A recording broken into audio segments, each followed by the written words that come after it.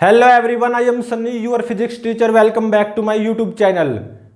Kinetic theory of gases के आज के इस लेक्चर में देखो हम क्या क्या पढ़ेंगे। सबसे पहले तो एक रिलेशन फाइंड आउट करेंगे between pressure and transitional kinetic energy per unit volume of gas, और फिर उसके बाद में एवरेज काइनेटिक एनर्जी पर मोलिक्यूल ऑफ गैस वो फाइंड आउट करेंगे, और फिर उसके बाद में चार अच्छे न्यूमेरिकल्स को सोल्व करेंगे। तो सबसे पहले हम एक रिलेशन फाइंड आउट करेंगे between pressure and transitional kinetic energy per unit volume of gas. Relation between pressure of gas and transitional kinetic energy per unit volume of gas, इनके बीच में रिलेशन फाइंड आउट करेंगे। तो देखो, मान लो मेरे पास एक container है, ठीक है ये, और इसके अंदर आइडियल गैस भरी हुई है। ये क्या है? गैस के मॉलिक्यूल्स, ठीक है। हर मॉलिक्यूल का मास सेम होगा, small m, mass of each molecule of gas. और मान लो कितने मॉलिक्यूल्स हैं? Capital N, total number of molecules, ठीक है। तो देखो यहां पे इस गैस का मास कैपिटल M, वो क्या आ जाएगा? स्मॉल m इंटू में capital N, mass of gas, ठीक है। और मान लो इस गैस का वॉल्यूम है V, मतलब इस कंटेनर का वॉल्यूम V है। और देखो ये जो गैस के मॉलिक्यूल्स होते हैं ये रैंडम मोशन करते हैं, हमें पता है, ठीक है, विद डिफरेंट स्पीड्स। मान लो ये पहला मॉलिक्यूल है, इसकी स्पीड v1, ये दूसरा मॉलिक्यूल इसकी स्पीड v2, ये तीसरा मॉलिक्यूल इसकी स्पीड v3, ठीक है। और ये मान लो फाइनल मॉलिक्यूल है, nth मॉलिक्यूल, इसकी स्पीड है मान लो v कैपिटल N, ठीक है। तो देखो RMS speed of gas molecules Vrms, ये किसके बराबर आई थी? Under the root v1 square plus v2 square plus dash dash vn square divided by capital N, ये आई थी ना। और लास्ट लेक्चर में हमने, मतलब लास्ट टू लास्ट लेक्चर, मतलब 11th लेक्चर,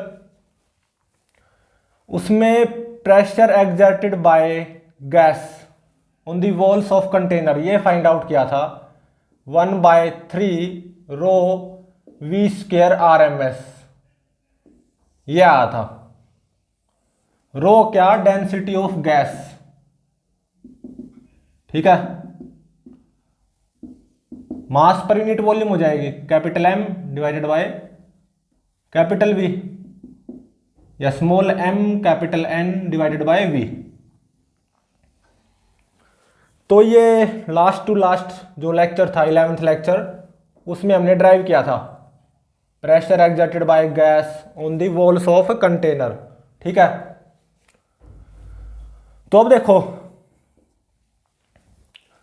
इस गैस की ट्रांजिशनल काइनेटिक एनर्जी क्या होगी? Transitional kinetic energy of gas वो क्या होगी? Half m v1 square plus half m v2 square plus half m v3 square plus dash dash plus half m vn square, सही है।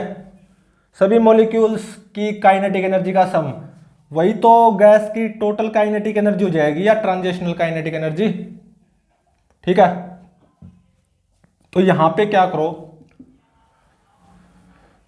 m/2 को common ले लो, is equal to v1 square plus v2 square plus v3 square dash dash dash vn square, ठीक है। यहां पे ऊपर नीचे कैपिटल N से मल्टीप्लाई कर दो, ठीक है। तो देखो transitional kinetic energy of gas, मतलब इस गैस की टोटल काइनेटिक एनर्जी वो क्या आ जाएगी। तो देखो स्मॉल m इंटू में कैपिटल N, ये क्या है, mass of gas, capital M, और डिवाइडेड बाय 2। और अब देखो ये क्या है, v1 square plus v2 square plus v3 square plus dash dash vn square divided by capital N, ये v स्क्वायर RMS है, सही बात है, ठीक है। तो अब देखो गैस के यूनिट वॉल्यूम में कितनी काइनेटिक एनर्जी होगी, या गैस के यूनिट वॉल्यूम की कितनी ट्रांजिशनल काइनेटिक एनर्जी होगी। Transitional kinetic energy per unit volume of gas, वो क्या हो जाएगी, वॉल्यूम से डिवाइड कर दो। V वॉल्यूम में मतलब गैस की टोटल काइनेटिक एनर्जी तो ये आ गई, पर यूनिट वॉल्यूम में गैस की कितनी ट्रांजिशनल काइनेटिक एनर्जी होगी, V से डिवाइड कर दो, सीधी सी बात है, ठीक है। तो translational kinetic energy per unit volume of gas ये आ गई, इसको मैं यहां पे कैपिटल E से डिनोट करूंगा, transitional kinetic energy per unit volume of gas, ये आ गई m/2v v स्क्वायर RMS। तो अब देखो m/v ये क्या है, डेंसिटी ऑफ गैस, तो ये कितनी आ गई, ρ/2 v स्क्वायर RMS, ये आ गई translational kinetic energy per unit volume of gas, ρ/2 v square RMS, ठीक है। मुझे P और E में रिलेशन फाइंड आउट करना है, तो देखो ये P ये कितना 1/3 ρ v स्क्वायर RMS, ठीक है। इसमें और इसमें रिलेशन फाइंड आउट करना चाहता हूं मैं, तो देखो क्या करो, ऊपर नीचे 2 से मल्टीप्लाई कर दो, कुछ फर्क पड़ेगा नहीं पड़ेगा। तो P किसके बराबर आ गया, 2/3 इंटू में दिस, और ये क्या है E, तो ध्यान रहे ये जो कैपिटल E है ना, ये यहां पे क्या है, translational kinetic energy per unit volume of gas, और P क्या है, प्रेशर ऑफ गैस। तो ये आ गया रिलेशन, इंपॉर्टेंट रिलेशन है ये, इसको याद रखना, P is equal to 2/3E, P pressure of gas, E transitional kinetic energy per unit volume of gas, ठीक है।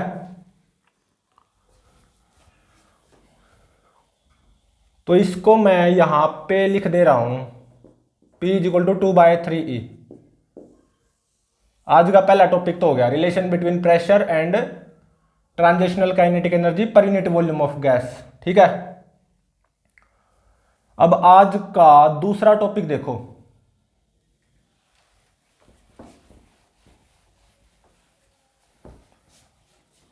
आज का दूसरा टॉपिक ये क्या है, average kinetic energy per molecule of gas.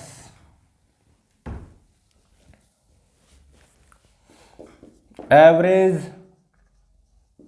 Kinetic energy per molecule of gas, ये कितनी आएगी, आज का दूसरा टॉपिक ये है। तो देखो molecules inside this container randomly move कर रहे हैं ना विद डिफरेंट स्पीड्स, तो इन मॉलिक्यूल्स की काइनेटिक एनर्जी भी अलग अलग है, half mv1 square, half mv2 square, half mv3 square, ऐसे ऐसे। तो सभी मॉलिक्यूल्स की काइनेटिक एनर्जी अलग अलग है। तो मुझे यहां पे फाइंड आउट क्या करना है, average kinetic energy per molecule of gas वो क्या होगी, ठीक है। तो देखो total kinetic energy of gas वो कितनी आएगी, half mv1 square plus half mv2 square plus half mv3 square plus dash dash plus half mvn square, यही आएगी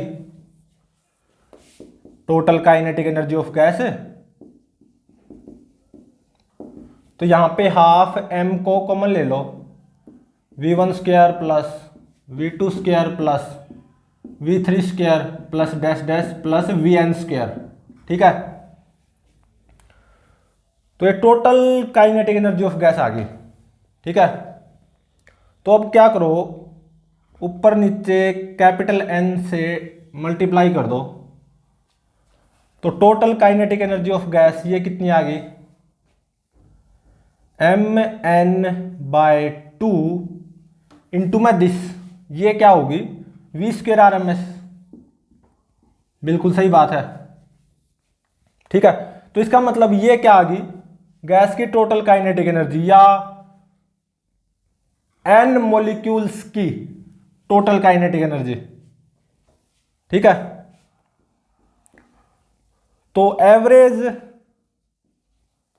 kinetic energy per molecule of gas वो क्या हो जाएगी, देखो ये गैस की टोटल काइनेटिक एनर्जी आई है, मतलब कैपिटल N मॉलिक्यूल्स की काइनेटिक एनर्जी, तो गैस के पर मॉलिक्यूल की एवरेज काइनेटिक एनर्जी क्या हो जाएगी, कैपिटल N से डिवाइड कर दो बस, m/2 v स्क्वायर RMS, ये होगी average kinetic energy per molecule of gas. लेकिन इसको मैं और अच्छे तरीके से लिखना चाहता हूं। ठीक है, अब देखो उसको कैसे लिखेंगे हम, तो देखो एक तो होती है ideal gas equation PV is equal to nRT, number of moles capital N divided by Avogadro number और इनटू में RT, ये होती है आइडियल गैस इक्वेशन। ठीक है, और अब इसका यूज करो, P is equal to 1/3 rho v square RMS। Rho ये किसके बराबर आएगा, small m capital N by में v और इनटू में v स्क्वायर RMS। ठीक है, v स्क्वायर RMS, तो देखो यहां से PV कितना आ गया, small m capital N by में 3 v स्क्वायर RMS। ठीक है, तो इन दोनों को कंपेयर करवा दो बस, इन दोनों को बस कंपेयर करवा दो, लेफ्ट हैंड साइड में PV PV है ना, तो राइट हैंड साइड भी बराबर होनी चाहिए। ठीक है, तो small m/3 n v square RMS, ये किसके बराबर आ गया, कैपिटल N बाय में NA RT। कैपिटल N से कैपिटल N कैंसिल हो गया। ठीक है, तो देखो इस m को मैं थोड़ी सी आगे लिख रहा हूं। ठीक है, और ये कितना आ गया, RT by NA, RT by NA। तो देखो average kinetic energy per molecule of gas वो क्या है, small m/2 v square RMS। इसको हासिल करने की कोशिश करो यहां से, तो बाय में 2 कर दूं और इनटू में 2 कर दूं, कोई फर्क पड़ेगा नहीं पड़ेगा। ठीक है, तो देखो यहां से m/2 v स्क्वायर RMS ये कितना आ गया, 3/2 RT बाय में NA, और R देखो यूनिवर्सल गैस कांस्टेंट ये क्या होता है, NaKB। KB क्या होता है, बोल्ट्जमैन कांस्टेंट, ये रिलेशन याद रखना हमेशा। तो 3/2 R कितना, NaKB और इनटू में T तो है ही। ठीक है, और डिवाइडेड बाय Na, तो Na से Na कैंसिल हो गया, देख सकते हो ना। तो m/2 v स्क्वायर RMS मतलब एवरेज काइनेटिक एनर्जी पर molecule of gas, m/2 v square RMS, यहां से कितनी आ गई, देखो Na से Na कैंसिल हो गया, 3/2 kBT। इसको भी याद रखना, यही निकालना चाहते थे हम, ठीक है। तो एवरेज काइनेटिक एनर्जी पर मोलिक्यूल ऑफ गैस मतलब m/2v² RMS वो किसके बराबर होगी, 3/2 kBT। kB क्या है, Boltzmann constant, T temperature of gas, obviously in kelvin. तो देखो एट एब्सोल्यूट जीरो टेम्परेचर मतलब जब गैस का टेम्परेचर क्या हो, 0 केल्विन, तो देख सकते हो VRMS यहां से कितनी आएगी, 0 आएगी। Root mean square speed of gas molecules क्या हो जाएगी, 0। तो इसका मतलब एब्सोल्यूट जीरो पे मतलब 0 केल्विन टेम्परेचर पे मोलिकुलर मोशन सीजीज करता है, मोलिकुलर मोशन सीजीज मतलब गैस के मोलिक्यूल्स का कोई मोशन नहीं होता एब्सोल्यूट जीरो टेम्परेचर पे मतलब 0 केल्विन टेम्परेचर पे, ठीक है। और यहां पे हम इसी को ड्राइव करना चाहते थे, एवरेज काइनेटिक एनर्जी पर molecule of gas small m/2 v² RMS, ये किसके बराबर आई, 3/2 kBT, ठीक है। तो आज के लेक्चर के डेरिवेशन तो हो गए, ये 2 डेरिवेशन थे। अब कुछ न्यूमेरिकल्स को सोल्व करते हैं, ठीक है। तो देखो एक ये रिलेशन इंपॉर्टेंट है, काफी इंपॉर्टेंट रिलेशन है, P = 2/3E।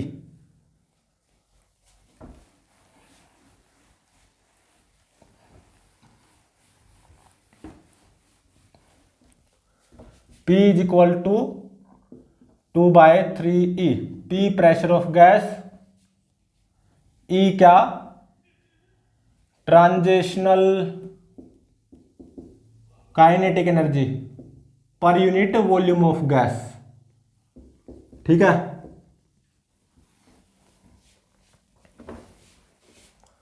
और ये भी इंपॉर्टेंट है, 11th लेक्चर में ड्राइव किया था ना इसको, एक डेरिवेशन था बड़ा सा, P = 1/3 ρ v² RMS, ठीक है।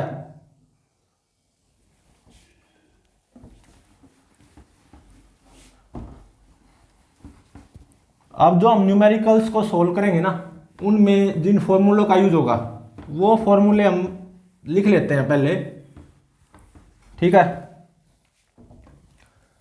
कुछ तो ये लिख दिए, RMS स्पीड और मोस्ट प्रोबेबल स्पीड, उन पे भी न्यूमेरिकल्स करेंगे हम। तो देखो VRMS root mean square speed of gas molecules, ये कितनी आई थी, √3RT/m0। m0 क्या था, molecular weight of gas, T temperature of gas. और जो most probable speed of gas molecules वो क्या आई थी, √2RT/m0। और जो एवरेज स्पीड आई थी गैस मॉलिक्यूल्स की वो क्या आई थी, √8RT/πm0, ठीक है। तो अब देखो कुछ न्यूमेरिकल्स करते हैं अब हम। तो फर्स्ट न्यूमेरिकल में देखो क्या गिवन है, find VRMS and VMP of O2 gas मतलब oxygen gas at 27 degree Celsius. Find VRMS and VMP मतलब रूट मीन स्क्वायर स्पीड निकालनी है गैस मॉलिक्यूल्स की और मोस्ट प्रोबेबल स्पीड निकालनी है ऑफ ऑक्सीजन गैस, ठीक है। और गैस का टेम्परेचर कितना गिवन है, 27 डिग्री सेल्सियस। तो अब इसको सोल्व करते हैं। तो देखो टेम्परेचर कितना, 27 डिग्री सेल्सियस, टेम्परेचर केल्विन में होना चाहिए, तो इसको केल्विन में कन्वर्ट करो तो 273 + 27 300 केल्विन होगा, ये गैस का टेम्परेचर। और ऑक्सीजन गैस है, ठीक है। तो मोलिक्यूलर वेट वो कितना हो गया, गैस का मोलिकुलर वेट मतलब ऑक्सीजन गैस का मोलिकुलर वेट 16 दूनी 32 ठीक है, 32 ग्राम पर मोल एम नॉट। लेकिन यहां पे जो एम नॉट पुट होगा ना, अगर मैं मीटर पर सेकंड में निकालना चाहता हूं तो वो केजी पर मोल में होना चाहिए। ठीक है, तो ये कितना हो जाएगा, 32 भाग में 1000 केजी पर मोल, तो ये कितना हो गया 0.032 केजी पर मोल। ये हो गया ऑक्सीजन गैस का मोलिकुलर वेट। ठीक है, तो सबसे पहले आरएमएस स्पीड निकालते हैं, वीआरएमएस। इस फॉर्मूले का यूज करो बस। और देखो यूनिवर्सल गैस कांस्टेंट, उसकी वैल्यू क्या होती है, 8.3 जूल पर मोल पर केल्विन।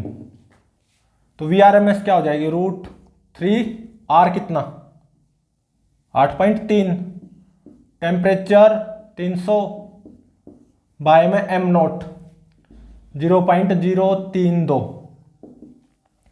तो ये कितनी आएगी, 483 मीटर पर सेकंड। ऑब्वियसली मीटर पर सेकंड में आएगी, और यूजिंग कैलकुलेटर ये कितनी हो जाएगी 483। ठीक है, अब वीएमपी भी निकालनी है, मोस्ट प्रोबेबल स्पीड। तो देखो यहां से वीएमपी बाय में वीआरएमएस, ये कितना आएगा, ये रेशियो √2/3। ठीक है, इतना ही आएगा ना।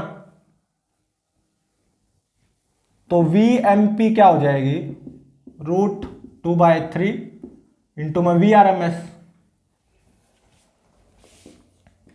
मोस्ट प्रोबेबल स्पीड वो कितनी होगी, √2/3 इंटू में वीआरएमएस 483। तो ये कितनी आएगी, नियरली 400 मीटर पर सेकंड आएगी। ठीक है, ये था मेरा first numerical. Root mean square speed निकालनी थी और most probable speed of oxygen gas, और गैस का टेम्परेचर कितना 27 डिग्री सेल्सियस था। तो अब देखो सेकंड न्यूमेरिकल।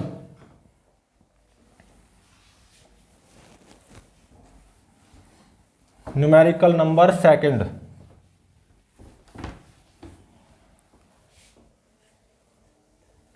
इसमें क्या गिवन है,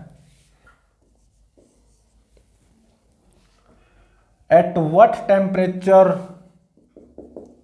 स्टेटमेंट है ये सेकंड न्यूमेरिकल की, at what temperature RMS speed of methane molecules, methane gas होती है ना, will be same as that of RMS speed of helium molecules,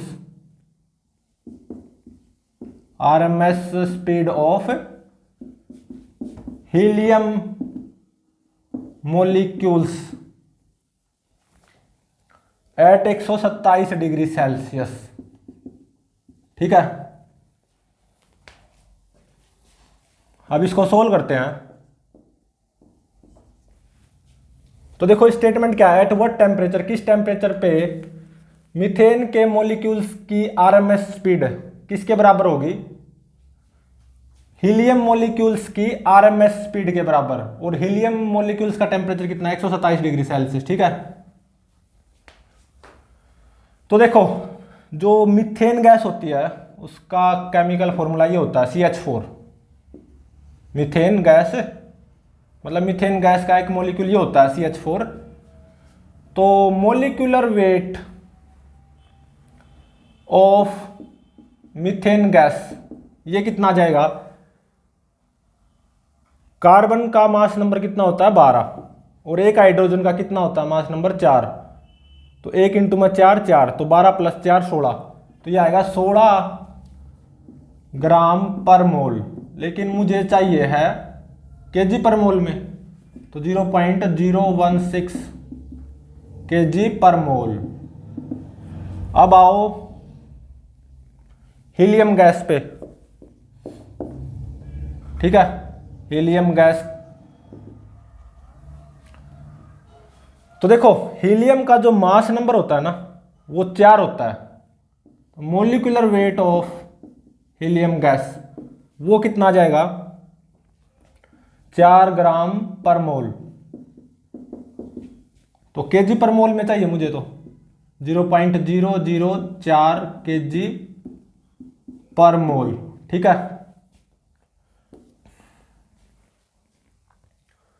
तो अब देखो मीथेन के मॉलिक्यूल्स की आरएमएस स्पीड वो कितनी आएगी, √3 आर कितना 8.3 जूल पर मोल पर केल्विन। और टी, मान लो मीथेन गैस का टेम्परेचर है टी, एक तरह से टी ही फाइंड आउट करना है। और बाय में am not of methane gas 0.016। ऐसा क्यों ना, ये किसके बराबर है, हीलियम गैस के मॉलिक्यूल्स की आरएमएस स्पीड के बराबर। और हीलियम गैस का टेम्परेचर कितना है 127 डिग्री सेल्सियस।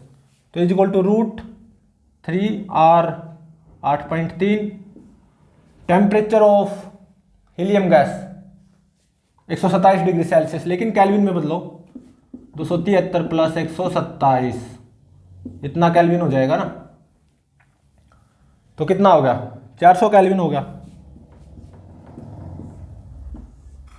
बाय में molecular weight of helium gas 0.004। ठीक है, तो यहां से टेम्परेचर टी की वैल्यू ये कितनी आएगी, ये आएगी 1600 कैल्विन। ठीक है, तो मतलब ये जो मेरे पास मीथेन गैस थी ना, ये उस गैस का टेम्परेचर है, टेम्परेचर ऑफ मीथेन गैस, जो कि फाइंड आउट भी करना था, 1600 कैल्विन। तो अब देखो थर्ड न्यूमेरिकल नंबर थर्ड।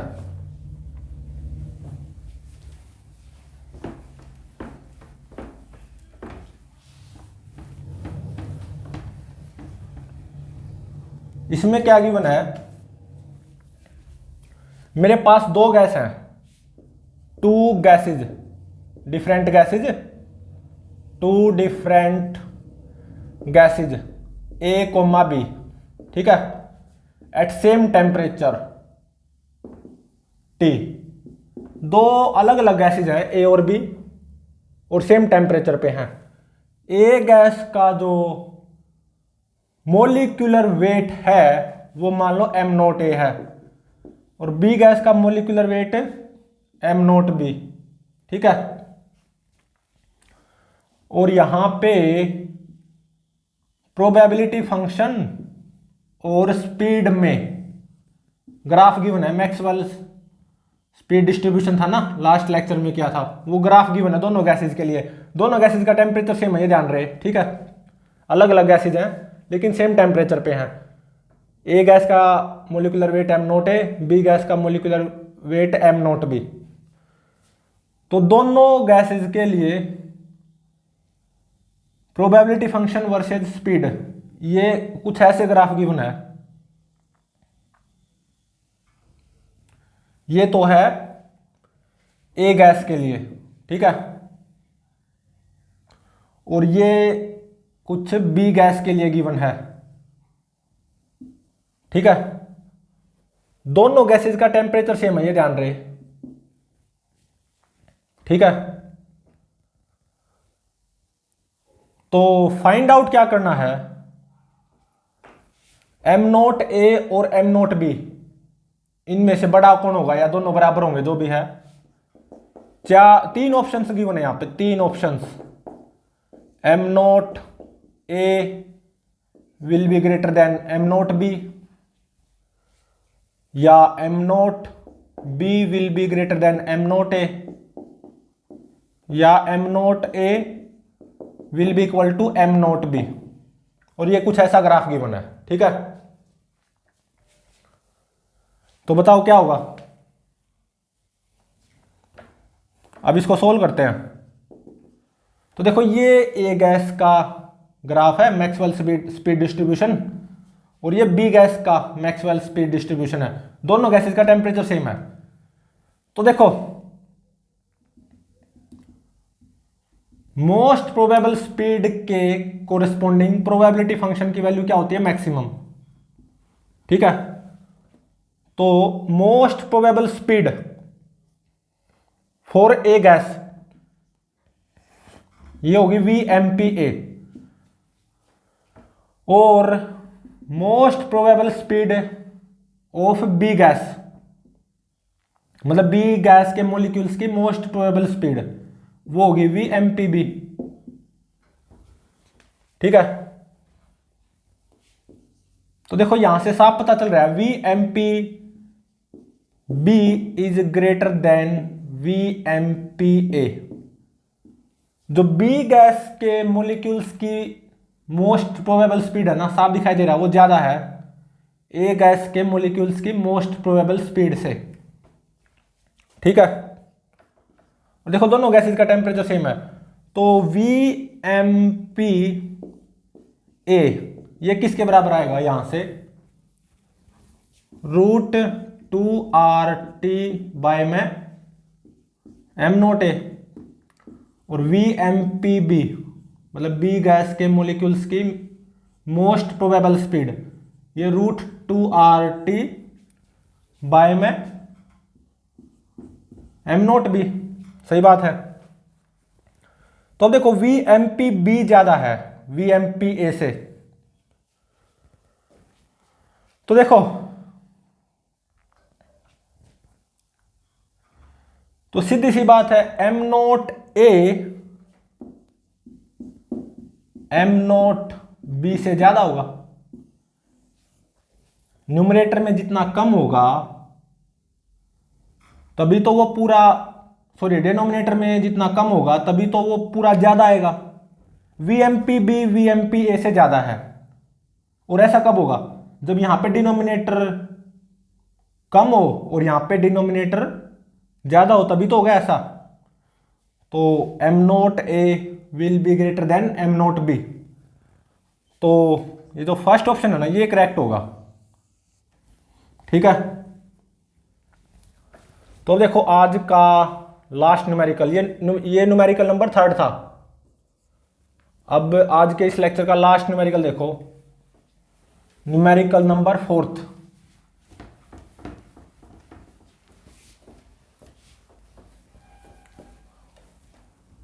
इसमें क्या गिवन है, तो देखो मेरे पास हाइड्रोजन गैस है, ठीक है, 1 मोल hydrogen gas at STP standard temperature pressure पे 1 मोल हाइड्रोजन गैस है, ठीक है। और क्या गिवन है, इसकी जो डेंसिटी है ना रो, डेंसिटी ऑफ दिस गैस ये 0.09 kg पर मीटर क्यूब गिवन है, ठीक है। डेंसिटी ऑफ गैस गिवन है, मेरे पास 1 मोल हाइड्रोजन गैस है स्टैंडर्ड टेम्परेचर प्रेशर पे, और इस गैस की डेंसिटी ये गिवन है। तो इसमें फाइंड आउट क्या करना है, फर्स्ट पार्ट में इस हाइड्रोजन गैस के मॉलिक्यूल्स की आरएमएस स्पीड फाइंड आउट करो, और सेकंड पार्ट में average transitional kinetic energy, average transitional या ट्रांजिशनल काइनेटिक एनर्जी, एवरेज भी क्यों, transitional kinetic energy of this gas, या ऐसा बोलो total transitional kinetic energy of this gas, of this hydrogen gas, वो फाइंड आउट करो। अब इसको सोल्व करते हैं। तो सबसे पहले वीआरएमएस फाइंड आउट करते हैं, ठीक है। तो देखो एसटीपी है ना, एसटीपी कंडीशन है, स्टैंडर्ड टेम्परेचर प्रेशर कंडीशन, और ये कंडीशन क्या होती है, टेम्परेचर तो होता है 0 डिग्री सेल्सियस मतलब 273 केल्विन, और प्रेशर वो कितना होता है 1 एटमॉस्फेरिक, और 1 एटमॉस्फेरिक प्रेशर ये 10⁵ पास्कल होता है। ठीक है, इसका यूज कर लो, P = 1/3 ρ V² RMS। Pressure of gas 1 atmospheric, एक तरह से ये गिवन है। डेंसिटी ऑफ गैस ये गिवन है, तो यहां से VRMS पता चल जाएगी ना। तो यहां से VRMS ये कितनी आएगी, √3P/ρ। ठीक है, √3P pressure of gas 10⁵ pascal by ρ density of gas 0.09 kg/m³, तो ऑब्वियसली मीटर पर सेकंड में आएगी ये, और ये आएगी 1825 मीटर पर सेकंड। ठीक है, अब क्या फाइंड आउट करना बाकी है, ये जो मेरे पास 1 मोल हाइड्रोजन गैस है ना STP पे, जिसकी डेंसिटी ये गिवन है, तो इस हाइड्रोजन गैस की total kinetic energy find out करो, या टोटल ट्रांजिशनल काइनेटिक एनर्जी। तो अब देखो, E transitional kinetic energy per unit volume of gas, ये किसके बराबर 3/2P के बराबर, इसका यूज करो। ठीक है, E क्या है, translational kinetic energy per unit volume of gas. तो translational kinetic energy per unit volume of gas वो कितनी आ जाएगी, यहां से इस रिलेशन का यूज करते हुए 3/2 इंटू में P 10⁵, तो इतना जूल पर मीटर क्यूब। ठीक है, और देखो, अगर मुझे इस हाइड्रोजन गैस का वॉल्यूम पता चल जाए, तो उस वॉल्यूम से मैं इसकी मल्टीप्लाई कर दूंगा, तो हाइड्रोजन गैस की टोटल ट्रांजिशनल काइनेटिक एनर्जी निकल के आ जाएगी ना। अब वॉल्यूम कैसे पता चले इस हाइड्रोजन गैस का कितना वॉल्यूम होगा, तो देखो ये आपको पता होना चाहिए, इसको याद रखना है। STP पे कोई भी गैस हो लेकिन 1 मोल होनी चाहिए, जो कि है भी। STP पे कोई भी गैस हो, जैसे कि यहाँ पे हाइड्रोजन गैस है, लेकिन होनी चाहिए 1 मोल, तो उसका वॉल्यूम कितना होता है 22.4 litre. At STP 1 mole of any gas having 22.4 litre volume. ये तो आपको याद रखना है, ये जुबान पे होना चाहिए। ठीक है, ये स्टेटमेंट STP पे कोई भी गैस हो लेकिन 1 मोल होनी चाहिए, तो उसका वॉल्यूम कितना मिलेगा 22.4 लीटर, ये पक्का है। और STP पे 1 मोल ही गैस है, लेकिन गैस कौन सी, हाइड्रोजन गैस। ठीक है, वैसे कोई भी गैस हो, तो इसका मतलब ये मुझे पता चल गया यहाँ पे इस हाइड्रोजन गैस का वॉल्यूम वो पक्का कितना होगा 22.4 लीटर। इसको मीटर क्यूब में कन्वर्ट कर लो, 22.4 इंटू में 10⁻³ मीटर क्यूब, क्योंकि 1 मीटर क्यूब 1000 लीटर के बराबर होता है ना। तो total transitional kinetic energy of gas off this hydrogen gas off this 1 mole of hydrogen gas वो क्या आ जाएगी, जो कि फाइंड आउट भी करना है। Translational kinetic energy per unit volume 3/2 into में 10⁵ इंटू में वॉल्यूम ऑफ गैस 22.4 इंटू में 10⁻³ इतने जूल आ जाएगी ना। और ये कितना आएगा 3360 जूल नियरली। ठीक है, ये मेरा आंसर हो गया। एक आंसर ये और एक आंसर ये। तो प्लीज चैनल को लाइक शेयर और सब्सक्राइब जरूर करें।